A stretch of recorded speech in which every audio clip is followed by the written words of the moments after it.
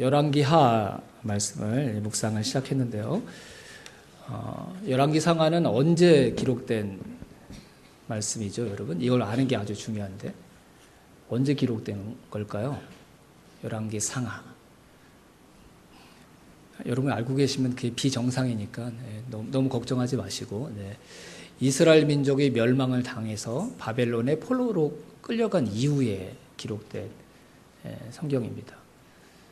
나라가 망했고 포로로 끌려가는 비참한 신분이 되었는데 그때 이스라엘의 지난날의 역사를 기록하도록 하나님께서 하신 거예요. 왜 그렇게 하셨을까요? 왜 지난날의 역사를 기록하게 하셨을까요, 여러분?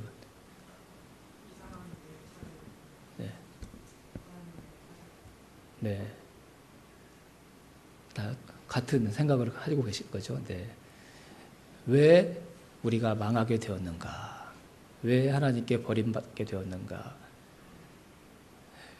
하나님을 예배하는 성전을 가지고 있었던 하나님의 나라인데 그 나라가 왜 사라지게 되었는가? 그 교훈을 가르쳐 주시기 위해서 지난날의 역사를 다시 기록하게 하셨던 것입니다. 그리고 단지 멸망의 이유만을 말씀하시고자 함이 아니라 그래서 이제 어떻게 살아야 되는 걸까? 이것까지 얘기하고 싶으셨을 것 같아요.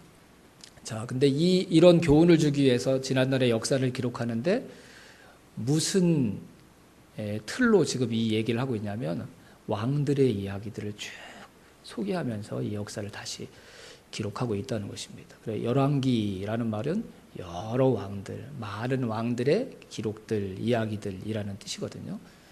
그러니까 지난날 역사를 통해 왜 실패했는지를 가르쳐 주시기 위해, 교훈하시기 위해 역사를 기록하는데 왕들의 이야기를 쭉 하고 계신다. 그러면 지난날 실패의 큰 책임이 누구에게 있다는 의미일까요, 여러분? 왕들에게 있다. 아주 눈치가 빠르십니다. 왕들의 실패가 곧 이스라엘의 실패였다. 이걸 가르쳐 주고 싶으셨던 것이죠. 왕들이 실패했기 때문이다. 왕들이. 그래서 열왕기 상하를 쭉 읽어가시면서 왕들이 뭘 실패했는지 여러분들이 보시면 그게 왕들의 실패가 아니라 오늘 우리의 삶에 적용할 수 있는 소중한 교훈이 될 수 있는 것이죠. 그래서 이제 계속 앞으로 살펴볼 텐데 한마디로 왕들의 실패를 저는 이렇게 정리하고 싶어요. 왕들이 왕이 되려고 했기 때문에 실패한 것이다. 괜찮으시면 적으셔도 좋아요. 이거 굉장히 제가 진짜 고민해서 정리한 거거든요. 왕들이 왕이 되려고 했던 것, 이게 이스라엘의 실패다. 왕들이 왕이 되는 게 왜 실패죠, 여러분? 이스라엘이라는 특별한 의미가 있는 나라였기 때문에 왕들은 자신이 왕이 되려고 하면 안 되는 사람들이었습니다. 누가 왕이 돼야 됐던 걸까요? 이스라엘의 왕은 자기가 왕이라는 것을 사람들에게 보여주고 자랑하는 사람들이 아니라 왕의 자리에 자신을 앉게 해주셨던 하나님이 이스라엘의 왕이라는 사실을 백성들에게 열방 가운데 보여줘야 될 책임과 사명을 가진 직분이었고 자리였다는 것이죠. 그래서 이스라엘의 왕들은 사람들에게 이야, 대단한 왕이야 이렇게 칭찬받는 게 성공이 아니라 하나님이 진짜 우리의 왕이시구나 라고 사람들이 알도록 하는, 그걸 하는 게 성공인 거죠. 성공. 왕만이 아니라 저와 여러분의 인생도 동일하다고 믿습니다. 저와 여러분들이 성공하는 게 우리의 인생의 진짜 성공이 아니라 하나님이 저와 여러분의 인생의 주인이시오 왕되심을 사람들에게 깨닫게 해줄 때 그 인생은 진짜 성공한 인생이고 진짜 가치 있는 인생이라고 얘기할 수 있을 것입니다.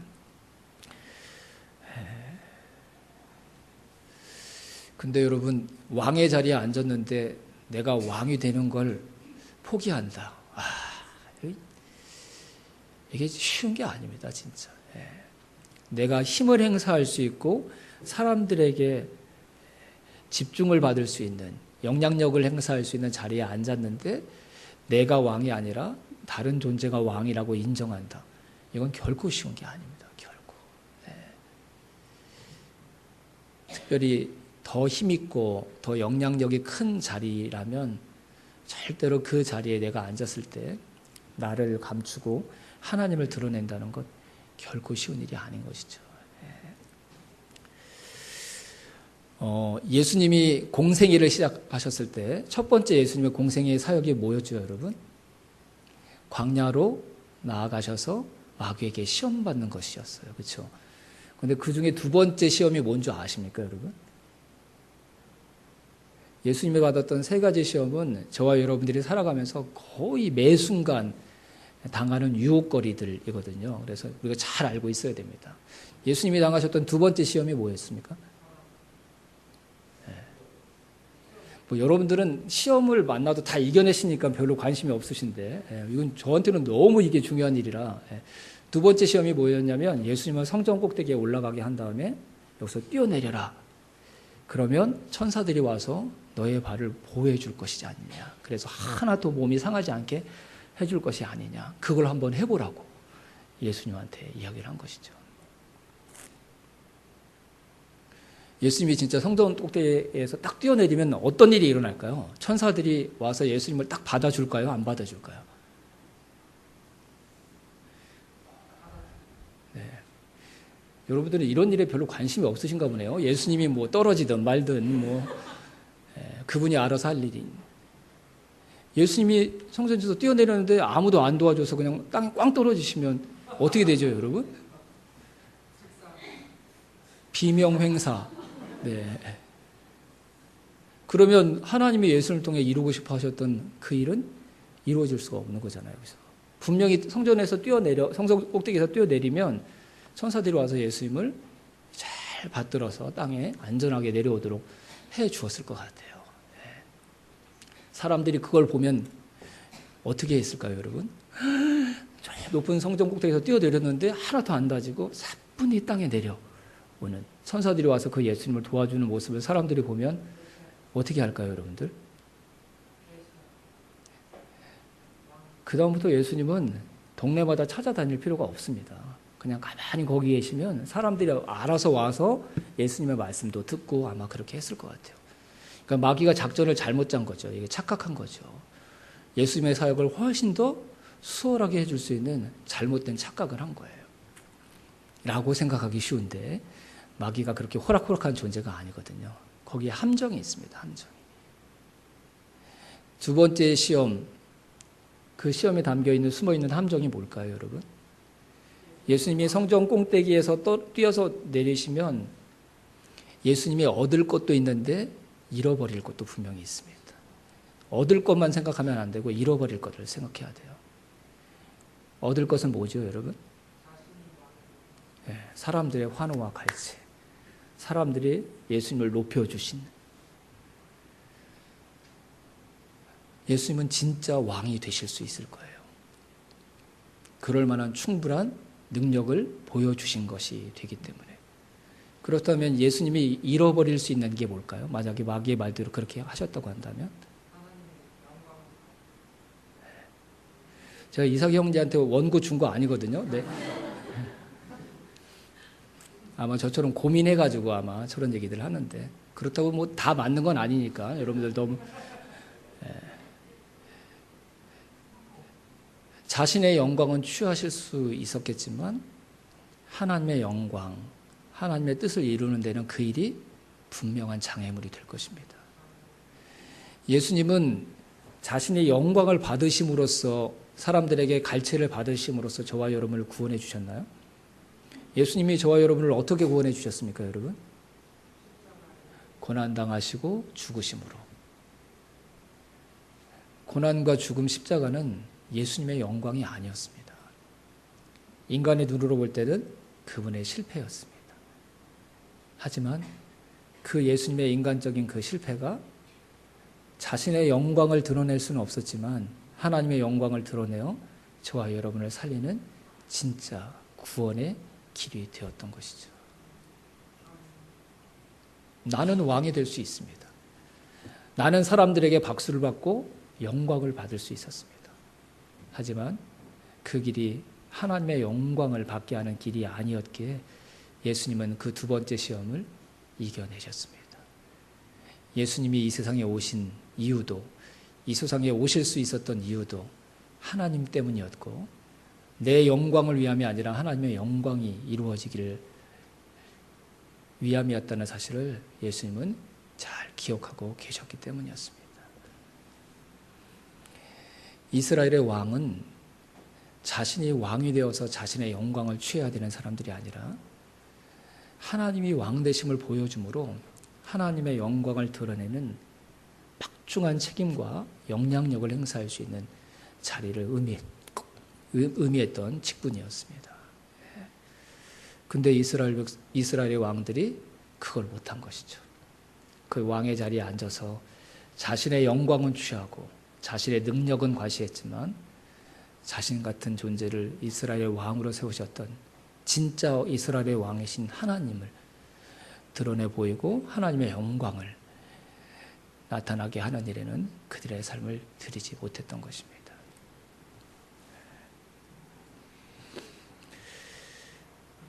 열왕기하 1장에 보면 아하시아 왕 이야기가 나오는데요. 아하시아는 열왕기상 마지막 부분을 정말 현란하게 차지하고 있던 이스라엘 역사상 가장 악한 왕이었던 아왕 이야기가 그 열왕기상 마지막 부분에 계속 기록되고 있습니다. 정말 악한 사람이었어요. 그리고 강력한 자기의 힘을 가지고 이스라엘 나라를, 하나님의 나라를 자기가 마음껏 자기 마음대로 주무르면서 불의와 우상 숭배로 가득한 나라로 변질시켰던 그런 악한 왕이었습니다.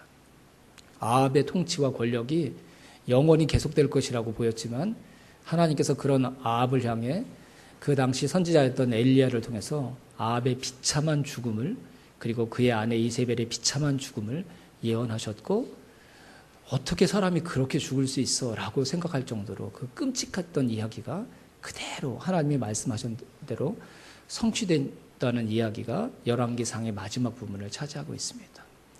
그걸 누가 본 거예요? 아합의 아들이었던 아하시아가 그대로 봤죠. 정상적인 사람이라고 한다면 아하시아가 어떤 삶을 취해야 됐을까요, 여러분? 우리 아버지 어머님처럼 하나님의 말씀을 반해서 살아서는 안 되겠구나. 하나님을 경시해서 살아서는 안 되겠구나. 이런 교훈을 얻어야 되는데 참 정말 세상이 악했던 것 같아요. 그 아버지의 비참한 모습을, 최후를 보면서, 어머니 아버지의 비참한 최후를 보면서도 아하시아가 전혀 그런 교훈을 얻지 못했습니다. 그래서 아하시아가 왕이 되자마자 실수로 다락 난간에서 떨어져서 큰 부상을 입고 언제 죽을지 모르는 큰 고비를 만났는데 이게 아버지의 삶을 통해서 하나님의 말씀이 얼마나 무섭고 그 말씀이 성취되는 살아있는 말씀이라는 것을 똑똑히 교훈했다면 자신이 아프고 힘들 때 어떻게 해야 될까요?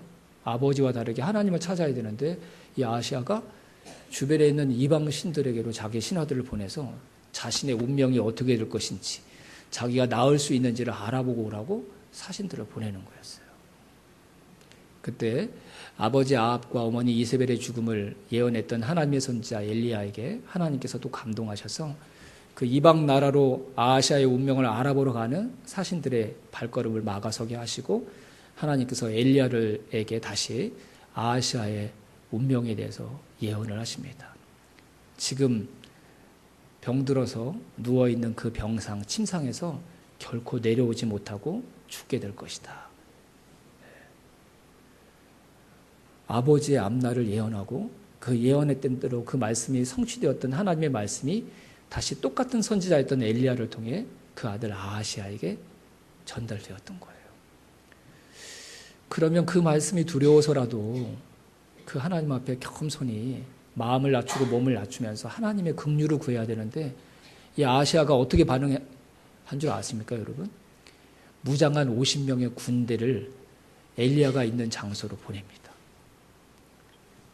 그래서 엘리야에게 내려오라고, 왕이 찾는다고. 근데 하나님께서 엘리야를 보호하셔서 그 50명의 무장한 군인들을 불로 삼키셔서 죽게 만드십니다.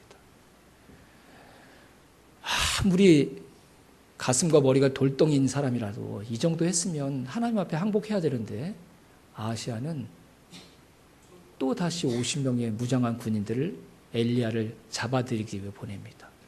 근데 두 번째 그 50명의 군인도 하나님께서 불을 내리셔서 삼키셨습니다. 나 때문에 무고한 100명의 군인이 죽은 거예요. 그런데도 아하시아는 돌이키지 않았습니다. 그래서 세 번째 50명의 군대를 보냈는데 그때 그 군대를 인수했던 사람은 하나님을 알았던 사람인 것 같아요. 그래서 엘리야 앞에 겸손하게 무릎을 꿇고 마음을 조아리면서 당신이 하나님의 사람이라는 것을 내가 안다. 그렇게 다른 태도를 보이자 그때 하나님께서 엘리야에게 아하시아 왕 앞에 나아가서 다시 내가 너에게 주었던 그 말을 전하라고 말씀을 하십니다. 저는 엘리야가 그때 깜짝 놀랐을 것 같아요. 세 번째도 그냥 불을 내려서 해결하시지.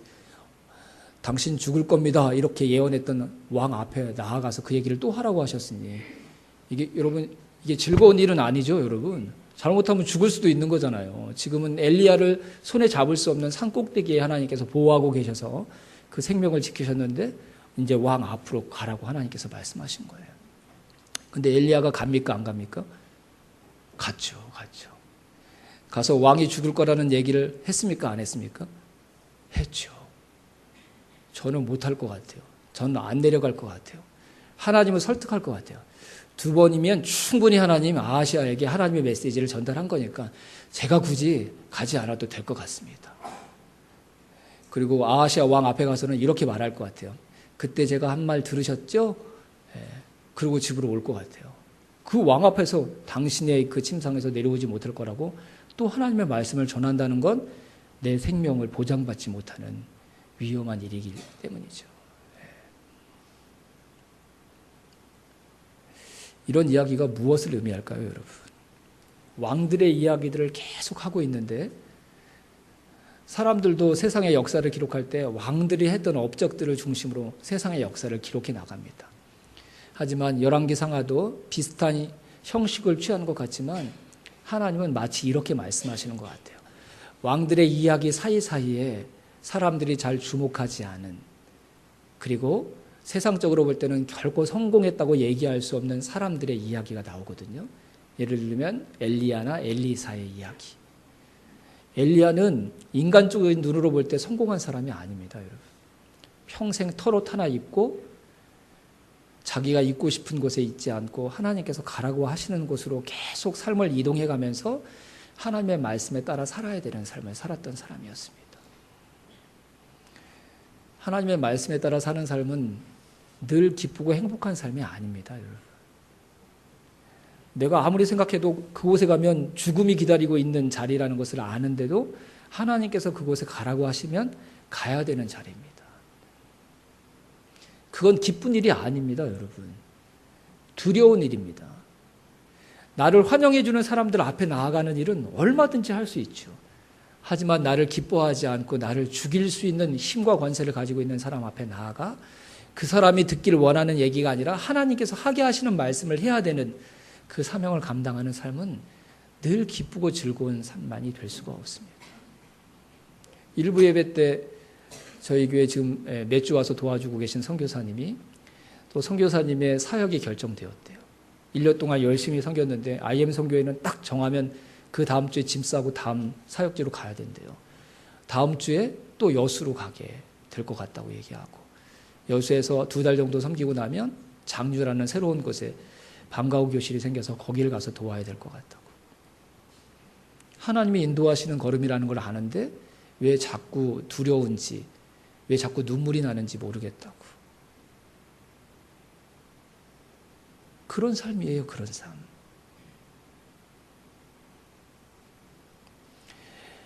이스라엘의 왕은 하나님의 말씀이 견고함에도 불구하고 자기가 가지고 있는 힘으로 자기가 가고 싶은 곳, 하고 싶은 일을 하며 살았습니다. 하지만 이스라엘 역사에서 주목받지 못했던 하나님의 사람들은 자기가 살고 싶은 대로 살지 않고 하나님께서 살게 하시는 삶에 자신의 삶을 처복종시키기 위해 끊임없이 자기를 깨트리고 자기를 내려놓는 삶을 살았습니다. 오늘 우리가 읽었던 열왕기하 2장을 다시 한번 보십시오.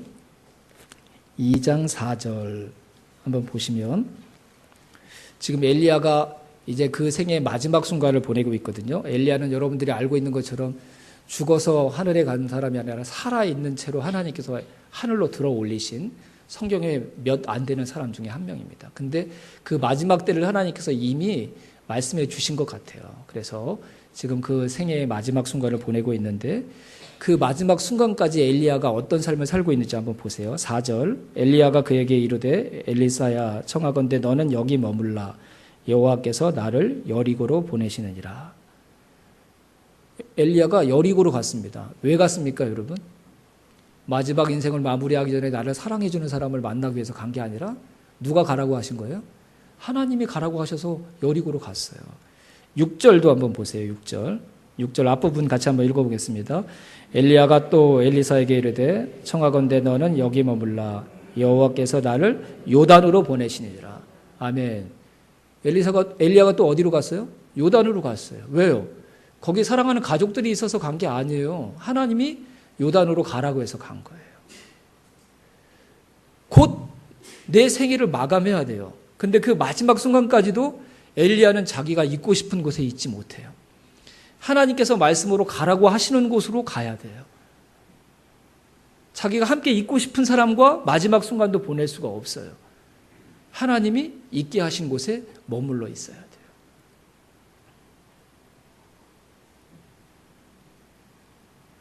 세상의 권세를 가지고 있는 왕은 하나님의 말씀에 가로막는데도 자기가 하고 싶은 대로 해요. 세상은 그런 걸 성공이라고 얘기하죠. 그렇죠? 영향력 있는 사람이라고 얘기해요. 근데 성경은 또 하나의 사람들을 소개하는 거예요. 자기가 하고 싶은 대로 사는 사람들, 자기가 있고 싶은 곳에 머문 사람들이 아니라 하나님이 말씀하신 곳에 그 말씀에 따라 움직이는 사람들, 그들이 있다는 것을 열왕기 상한을 통해서 하나님이 말씀해 주시는 거예요. 왕들은 다 실패했어요. 죄가 없는 왕이 한 명도 없었어요. 심지어 다윗까지. 왕들의 실패 때문에 이스라엘이 멸망했다면 이스라엘은 수십 명의 왕들을 가질 필요가 없어요. 그 왕들의 실패와 함께 사라지는 것이 당연한 것이죠. 왕들의 그런 실패가 계속되었음에도 불구하고 왜 이스라엘 역사가 그렇게 수백 년 동안 이어질 수 있었습니까, 여러분?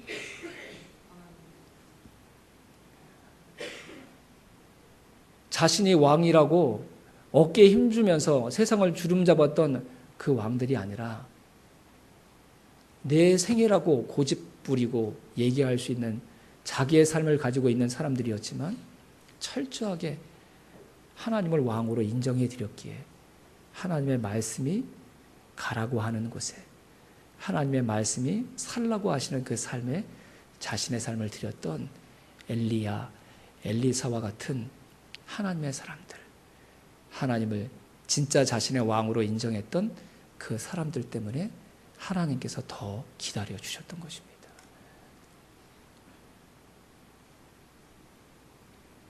선배 목사님들이 그런 말씀을 하셨어요. 예전에는 교회 직분자를 세우려고 그러면 직분을 받는 것들이 두려워서 교회를 떠나셨대요. 무슨 의미죠? 그랬더니 옛날에는 교회가 너무 힘들어서 재정도 여유가 없으니까 목회자에게 사례도 한 번에 드릴 수가 없었대요. 근데 교회 중직자가 되면 그 교회 사장을 누구보다도 잘 아니까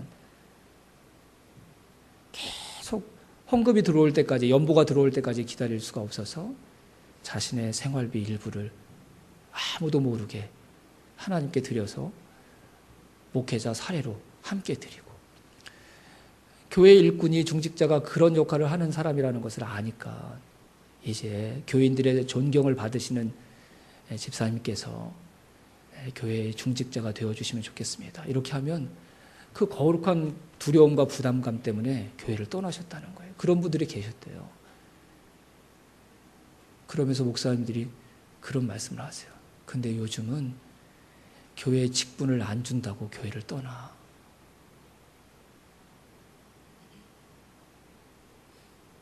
더 이상 교회 직분이 나를 희생하고 섬겨야 되는, 하나님을 왕으로 인정해 드리는 기회라고 생각하지 않고 내가 왕이 되는, 내가 사람들에게 박수와 갈채를 받는 자리라고 사람들이 생각해 버렸다는 거예요. 그러니까 그 자리에 나를 앉혀주지 않는 것 때문에 사람들이 섭섭해서 교회를 떠난다고.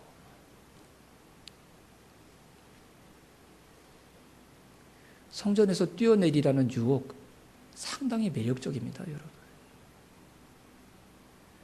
왕의 자리에서 내가 왕이 되는 것 우리가 쉽게 이겨낼 수 있는 유혹이 아닙니다. 내가 가고 싶은 곳이 있는데 말씀이 막고 있을 때 그 자리에 가지 않는 것, 여러분, 우리가 웬만큼 준비해서 이겨낼 수 있는 유혹이 아닙니다. 근데 하나님께서 열왕기 상하를 통해 우리에게 말씀하십니다. 자기가 왕이 되려는 사람이 아니라 나를 왕으로 인정하기에 자기가 가고 싶은 곳이 아니라 내가 보내는 곳에 있고자 하는 그 사람들이 하루하루의 역사를 지켜내는 진짜 역사의 주인이라고.